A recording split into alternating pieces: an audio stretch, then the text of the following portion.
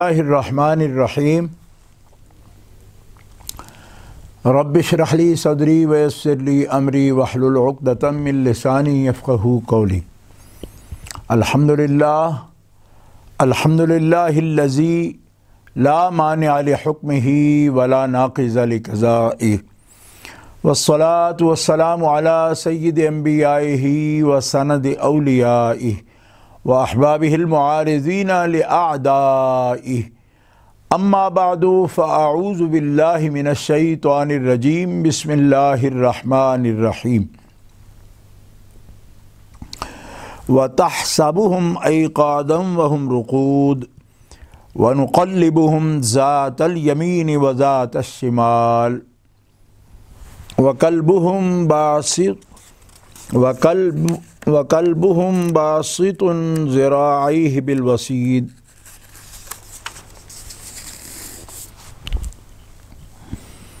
لو اطلعت علیہم لولیت منہم فرارا ولملئت منہم رعبا۔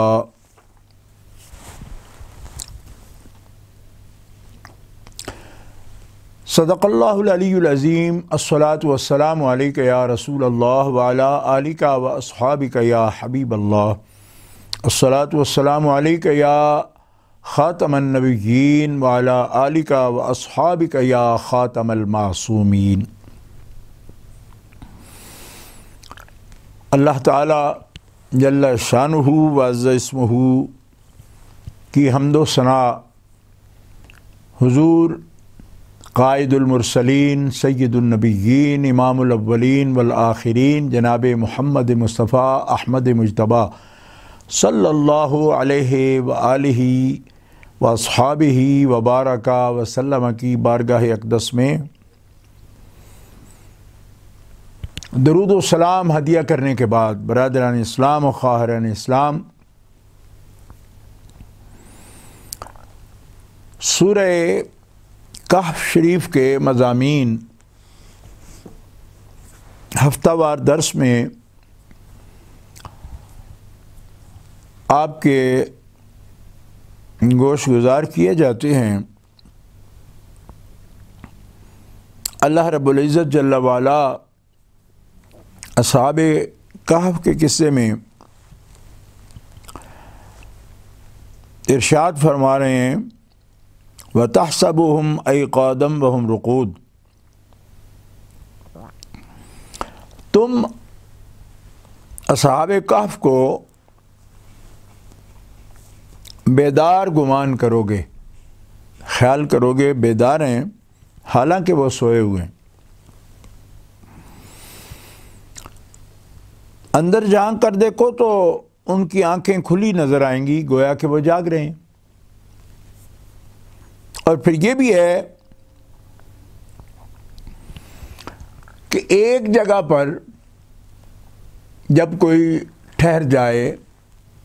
اور ایک جگہ پہ لیٹا رہے اور ٹھہرا رہے تو اس کا جو بدن ہے وہ خراب ہو سکتا ہے، جسم خراب ہو سکتا ہے اور گل سکتا ہے، جل سکتا ہے۔ لیکن اللہ تعالیٰ نے انتظام یہ کیا کہ وَنُقَلِّبُهُمْ ذَاتَ الْيَمِينِ وَذَاتَ الشِّمَالِ، ہم ان کو پلٹتے ہیں دائیں کروٹ اور بائیں کروٹ، یعنی دائیں اور بائیں کروٹ ان کی ہم بدلتے ہیں۔ اللہ رب العزت جل وعلا اپنے بندوں کے ساتھ جو اپنے آپ کو ذات مطلق کے لیے وقف کر لیتے ہیں، روک لیتے ہیں، ہر ایک تعلق کو چھوڑ کر اپنے مالک کے ہو جاتے ہیں اور سرتاپا اور سراپا تسلیم ہو جاتے ہیں اللہ رب العزت کے لیے، ہر ایک سے کٹ کر جدا ہو کر اس کے لیے آ جاتے ہیں۔ اللہ تعالیٰ جل شانہ وعز اسمہ وہ کریم ہے، رحیم ہے اپنے بندوں کے لیے کہ اللہ تعالیٰ فرماتا ہے نقلبہم، ہم ان کے دائیں کروٹ بائیں کروٹ پلٹتے ہیں. یعنی بلا تمثیل محبت کی ایک بات عرض کر رہا ہوں کہ جب ایک طفل بچہ، سبھی چھوٹی عمر کا بچہ جب لیٹ جاتا ہے، سو جاتا ہے رات کو، اور سردی کی بڑی رات میں اگر ایک کروٹ لیٹتا ہے نا، تو اس کی رحم کرنے والی اور مشفقہ ماں یہ سمجھتی ہے کہ بچے کو کئی ساعتیں، کئی گھنٹے گزر گئے کہ وہ ایک کروٹ پر لیٹا ہوا ہے، تو اس کے بازو کو تکلیف ہو جائے گی. اس طرف کو جہاں لیٹا ہوا ہے، اس حصے کو، جسم کے اس حصے کو تکلیف ہوگی، تو ماں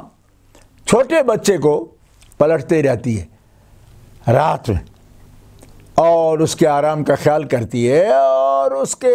بازوؤں کے لیے اور اس کے پہلو کو اور سہلاتی رہتی تاکہ تکلیف نہ ہو بچے کو. تو وہ قادر مطلق جو ماں کے دل میں بھی بچے کے لیے یہ محبت پیدا کرتا ہے، اس کی فطرت کے اندر اس نے بچے کی محبت ڈالی ہے.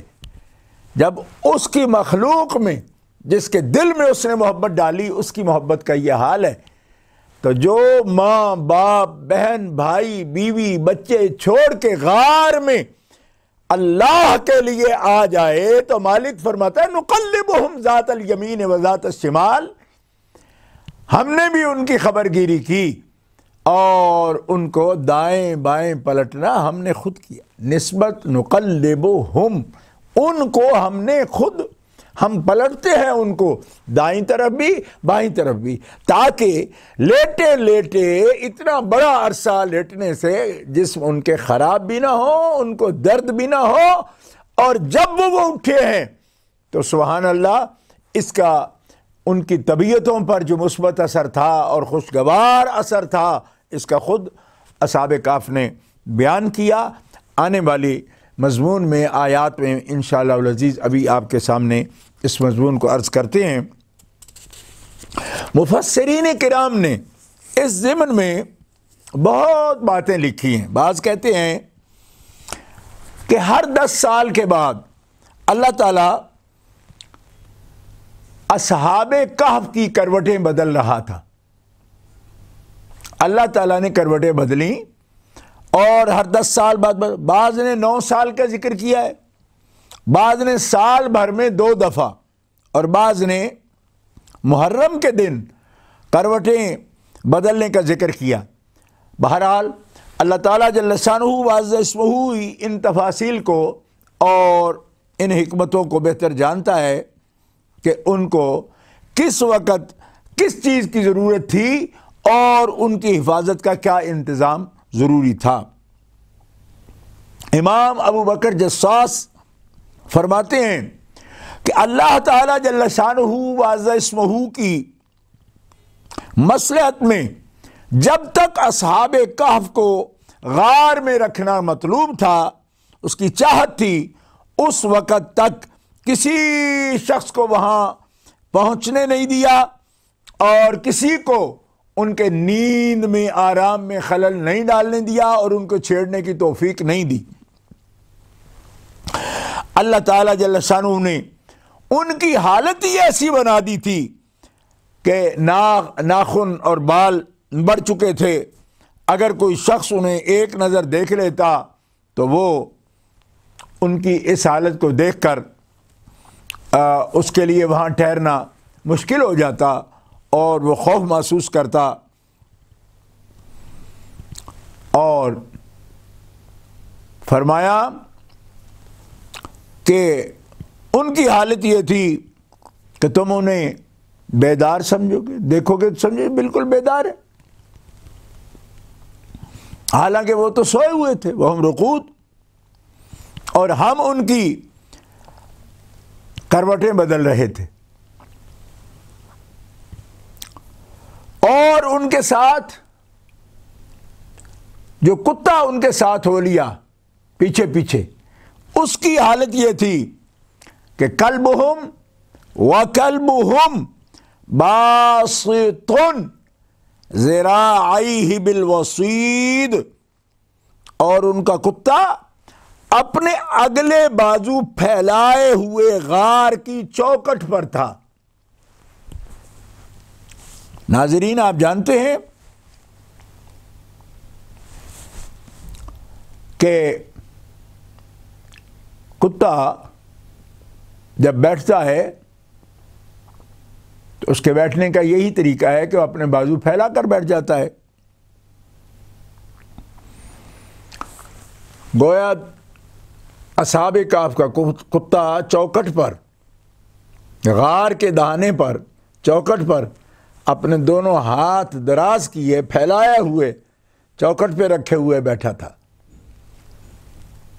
اور جو اللہ کے نیک بندوں صالحین کی چوکٹ پر کتا بھی اگر ہاتھ پھیلا کر رکھ دیتا ہے تو مالک تعالی جل شانہ اس کی یہ عظمت ہے کہ اس کے بیٹھنے کو بھی اپنے قرآن مقدس میں اور آخری کتاب میں اپنے حبیب پاک صلی اللہ تعالی علیہ وسلم پر جب ان کا ذکر کرتا ہے تو کتے کا بھی ذکر کرتا ہے، اور پھر نہ صرف کتے کا ذکر بلکہ کتے کے بیٹھنے کا بھی ذکر فرماتا ہے۔ یہ عظمت ہے۔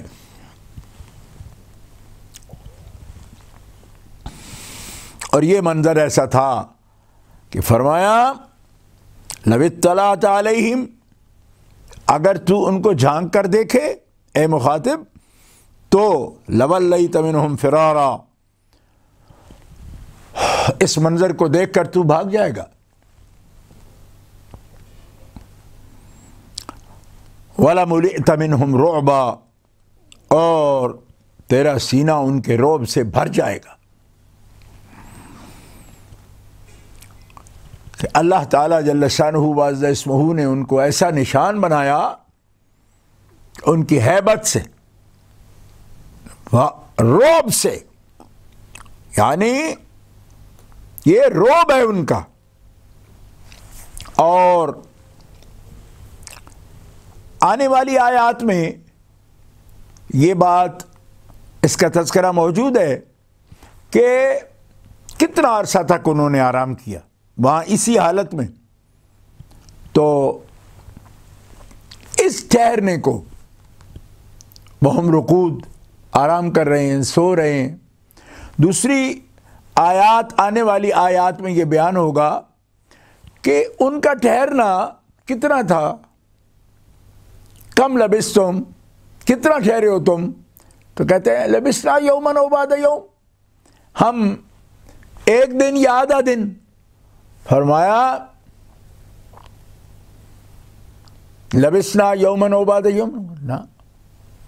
ثلاثمائۃ سنین وازدادوا تسعا، تم ایک دن یا آدھا دن نہیں ٹھہرے، تم تو 300 سال سے زیادہ بھی ٹھہرے رہے، سوئے رہے۔ تو جو لوگ باس بعد الموت کے، یعنی موت کے بعد زندگی کے منکر تھے، ان پر یہ دلیل ہو گئی۔ عملی واقعہ اصحاب کہف کا ان کے لیے دلیل ہے۔ اور پھر جو لوگ حیات برزخی کے منکر ہیں اور یہ گمان کرتے ہیں کہ بندہ جب جاتا ہے، جیسے فقہاء نے لکھ دیا کہ اگر وہ زیر زمین ہوگا دفن کر دیا جائے گا، یا فوت ہو گیا، روح نکل گئی، تو اب اس کی حالت یہ ہو جائے گی کہ 24 گھنٹے میں یا 2 دنوں میں یا 3 دنوں میں وہ سوج جائے گا، پھوٹ جائے گا، اس کا جسم منتشر ہو جائے گا، ختم ہو جائے گا۔ تو دلیل قائم کر دی کہ بھائی وہ سوئے ہوئے ہیں، اور سوئے بھی کتنے، 3 صدیوں سے زیادہ۔ حال یہ ہے کہ بال بھی بڑھ رہے ہیں اور ناخن بھی بڑھ رہے ہیں، دھول مٹی ان پہ نہیں پڑی، گرد نہیں پڑی۔ اللہ اکبر۔ اور جسم ان کے تر و تازہ ہیں، زندگی یہ موجود ہے۔ تو اللہ رب العزت جل وعلا اس میں یہ دلیل قائم فرما رہا ہے کہ اللہ رب العزت جنہیں ٹھہرا دے اور جن کو اللہ رب العزت جل وعلا قائم رکھے ان کو کوئی مٹا نہیں سکتا. جیسا کہ انبیاء کرام علیہم السلام ان کی حیات مطہرہ یہ ہے کہ اللہ کے حبیب صلی اللہ تعالی علیہ وسلم کی حدیث پاک ہے، متواترہ حدیث، الانبیاء احیاء فی قبورہم یصلون، اللہ کے سارے نبی اپنے قبروں میں زندہ ہیں اور وہ نمازیں ادا فرماتے. نبی کریم صلی اللہ علیہ وسلم کے اس ارشاد گرامی کو محدثین کرام نے احادیث متواترہ میں شمار کیا اور امام بہقی رحمۃ اللہ تعالی علیہ نے اس کو مستقل اس پر ایک رسالہ تصنیف فرمایا اور اس کے اندر حیات انبیاء کے مسئلے کو رقم فرمایا. حضرت امام جلال الدین سیوطی رحمۃ اللہ تعالی علیہ نے بھی اس پر ایک مستقل رسالہ آپ نے بھی تصنیف فرمایا. اور انبیاء کرام علیہم السلام کی حیات مبارکہ اصحاب کہف کی حیات مبارکہ سے بھی زیادہ کامل ہے، اس لیے کہ یہ اولیاء ہیں، صالحین ہیں اور ان کا تعلق حضرت عیسیٰ علیہ السلام کی قوم سے ہے، جیسا کہ میں ابھی تاریخ اس کی گزشتہ دروس میں آپ کے سامنے پیش کر کے آیا ہوں. تو جب اللہ تعالیٰ جل شانہ وعز اسمہ اپنے ایک رسول و نبی کے امتیوں کو اس قسم کی حیات عطا فرماتا ہے تو اندازہ فرمائیے کہ اولیاء اور صالحین کا درجہ تو صدیقین اور شہداء کے بھی بعد ہے، صدیقین اور شہداء کے بعد ہے. من یطع اللہ والرسول فاولئک مع الذین انعم اللہ علیہم من النبیین والصدیقین والشہداء والصالحین وحسن اولئک رفیقا ذلک الفضل من اللہ. تو جن کے ولیوں کا یہ حال ہے، انبیاء کی حیات کیا ہوگی، اور انبیاء کرام کی جب یہ حیات ہو کہ وہ اپنی اپنی قبور میں نمازیں بھی ادا فرماتے ہیں، تو پھر جو سید الانبیاء ہیں، خیر الانبیاء ہیں، قائد المرسلین ہیں، سید النبیین ہیں، ان کی حیات مطہرہ کا کیا عالم ہے. ہمیں اس پر کسی قسم کا کوئی گمان نہیں ہے، ظن نہیں ہے، یقین ہے الحمدللہ کہ سرکار فرماتے ہیں ما من عبد یسلم علی الا وقد رد اللہ روحی حتی ارد علیہ السلام او کما قال رسول اللہ صلی اللہ علیہ وسلم. حیات مبارکہ کی یہ کیفیت ہے کہ آپ اپنی قبر انور میں جلوہ فرما ہیں اور جہاں سے بھی آپ کا امتی آپ پر صلاۃ و سلام پیش کرتا ہے، اللہ کے حبیب صلی اللہ تعالی علیہ وسلم اس کو سنتے ہیں، روح مع جسد سنتے ہیں، جسم کی حیات کے ساتھ اور روح کی حیات کے ساتھ، اور روح مبارک جسم انور کے اندر ہوتی ہے، سماعت کرتے ہیں. حتیٰ کہ صرف سماعت نہیں کرتے، ارد علیہ السلام، آپ امتی کے سلام کا جواب بھی ارشاد فرماتے ہیں. امت کا یہ ربط ہے، یہ تعلق ہے. گرامی قدر ناظرین و سامعین، تو یہاں اس آیت مبارکہ کے آخری حصے پر علامہ ابن کثیر نے لکھا ہے کہ سچ ہے بھلے لوگوں کی صحبت بھی بھلائی پیدا کرتی ہے، بھلے لوگوں کی صحبت بھی بھلی ہوتی ہے. دیکھیے کہ اس کتے کی کتنی شان ہو گئی اور اس کو کیسی عزت بخشی گئی کہ اللہ کے کلام میں نہ صرف اس کا خیر کے ساتھ ذکر آ گیا، ذکر خیر آ گیا، بلکہ علامہ لکھتے ہیں حافظ ابن کثیر کہ ان اصحاب کہف میں سے یہ کسی کا شکاری کتا تھا، اور ایک قول یہ بھی ہے کہ بادشاہ کے باورچی کا یہ کتا تھا، اور وہ باورچی بھی اصحاب کہف میں شامل تھا، ان کا کتا ان کے پیچھے لگ گیا، واللہ عالم۔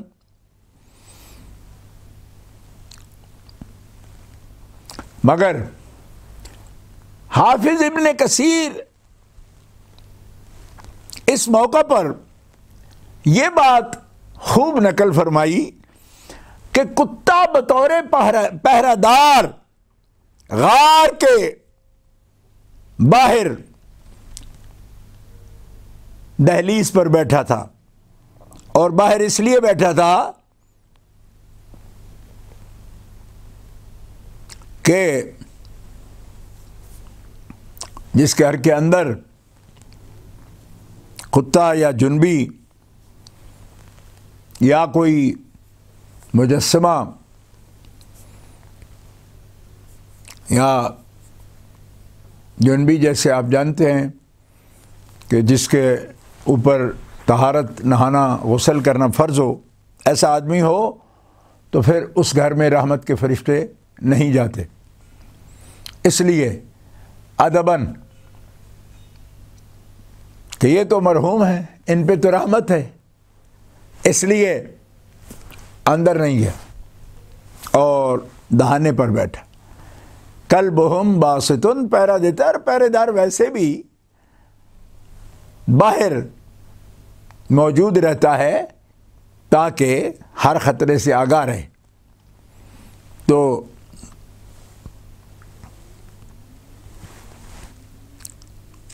اس لیے یہاں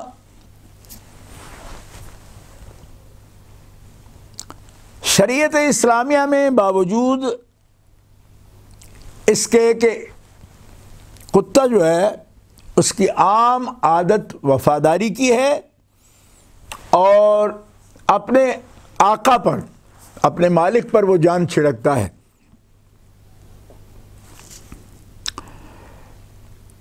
لیکن بلا ضرورت کتا پالنا ممنوع ہے، اور احادیث مبارکہ میں اس کی ممانعت فرمائی گئی۔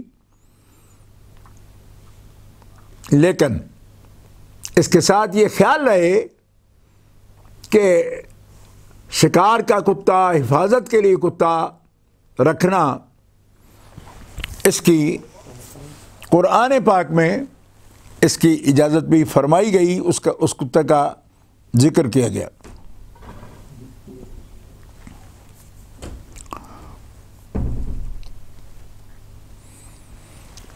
اس لیے اہل اسلام یہ چیزیں ضرورت کے تحت حفاظت کے لیے، جانوروں کا خطرہ ہے، درندوں کا خطرہ ہے، اور مال مویشی ہے، اس کی حفاظت کے لیے یا شکار کے لیے بلا ضرورت ان چیزوں کو بطور فیشن اپنانا، اس کی ممانعت ہے، اس لیے کہ وہ اگر کتا گھر میں یا کتے کئی رکھے ہوں گے برتنوں میں، کپڑوں پر ریگ ڈالیں گے یا برتن میں منہ ڈال دیں گے، تو اس کے ساتھ پھر ان کے لیے ان کی طہارت کا اور پاکیزگی کا مسئلہ پیش آئے گا۔ لہذا جو احکام اللہ اکبر شریعت کے احکامات ہیں بطور دستور، ان کو اپنا لینا اور اس پر کوئی سوال نہ اٹھانا، اگرچہ اس میں بہت سے فوائد ہیں، لیکن ان فوائد کے لیے ضرورت کے تحت شریعت نے اجازت دی ہے، لیکن بلا ضرورت اس سے بچنا ضروری ہے۔ گرامی قدر ناظرین و سامعین،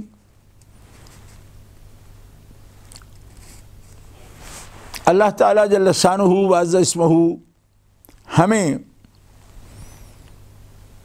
سب کو ہدایت عطا فرمائے اور